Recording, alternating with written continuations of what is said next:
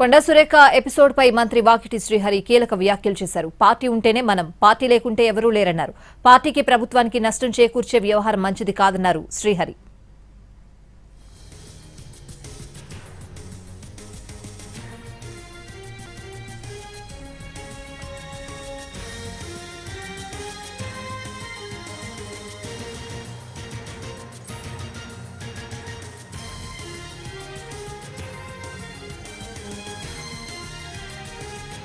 పార్టీకి నష్టం చేకూర్చే పరిస్థితి ఏర్పడితే ఆ వ్యవహారాన్ని పీసీసీ చూసుకుంటుందని అంటున్న మంత్రి వాకిటి శ్రీహరితో మా ప్రతినిధి చారి ఫేస్ టు ఫేస్. మంత్రి వాకిటి శ్రీహరి మనతో ఉన్నారు. శ్రీహరి గారు, ఏంటి మీ కాంగ్రెస్లో ఇదే పంచాయతీ, రోజుకు ఒక పంచాయతీ, మీ ప్రభుత్వం చేసిన సంక్షేమ కార్యక్రమాల కంటే మీ పంచాయతీలే హైలైట్ అవుతున్నాయి? ఇది ఓ పెద్ద కుటుంబం. కాంగ్రెస్ పార్టీలో కొంత అంటే మాట్లాడుకునే విధానం ఎక్కువ ఉంటుంది, స్వేచ్ఛ ఎక్కువ ఉంటుంది. రిస్ట్రిక్టెడ్ అయ్యి స్టేట్ పార్టీ లాగా ఉండదు. ఇవన్నీ చిన్న చిన్న సమస్యలు మేము పరిష్కరించుకుంటాం. 100% పెద్ద ఆయన వస్తాడు, రాగానే పరిష్కారం అయ్యే సమస్యలు. అంతకంటే స్వేచ్ఛ ఎక్కువ ఉంటుంది, అంతవరకు బాగానే ఉంది. కానీ ఆ స్వేచ్ఛనే మీ పార్టీని హరించే స్థాయికి వస్తే అది ఇబ్బంది కదా. అట్లా ఎవరు మాట్లాడినా కూడా తప్పే, దాంట్లో ఏం అనుమానం లేదు.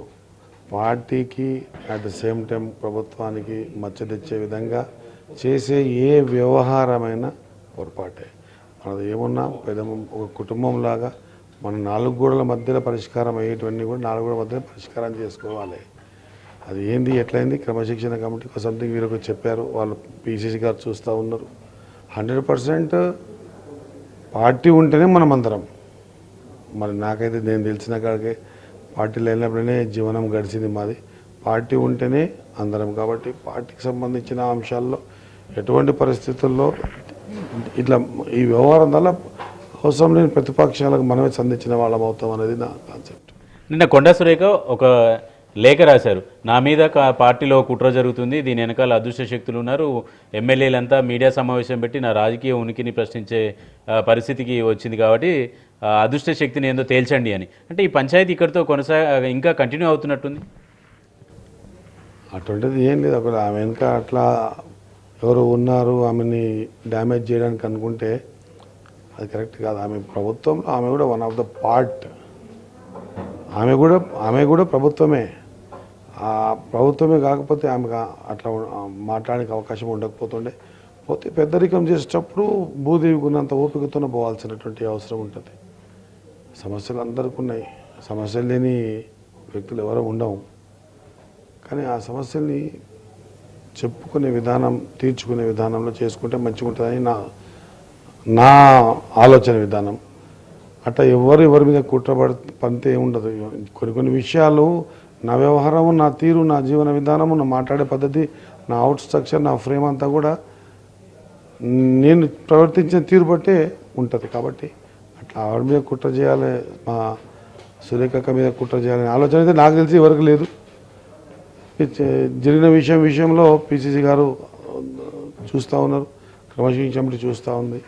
ఖచ్చితంగా ఆ పార్టీ లైన్లో ఏం నిర్ణయం తీసుకుంటుంది అనేది పార్టీ నిర్ణయం చేస్తుంది.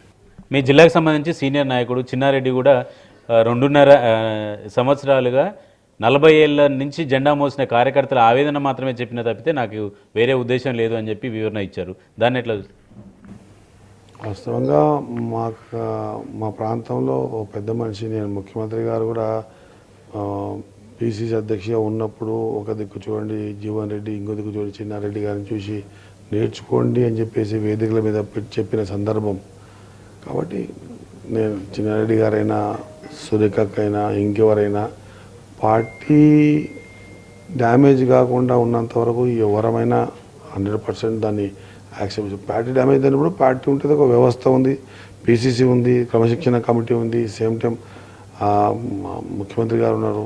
పార్టీ లేనప్పుడు తీసుకునే నిర్ణయం పార్టీని కాపాడుకోవాల్సిన అవసరం అయితే ఉంటుంది. ఖచ్చితంగా కాపాడుకోవడానికి తీసుకోవాల్సినటువంటి అన్ని చర్యలు తీసుకుంటుంది పార్టీ అనేటువంటి మాట అనేది నా ఆలోచన. Thank you sir, thank you very much.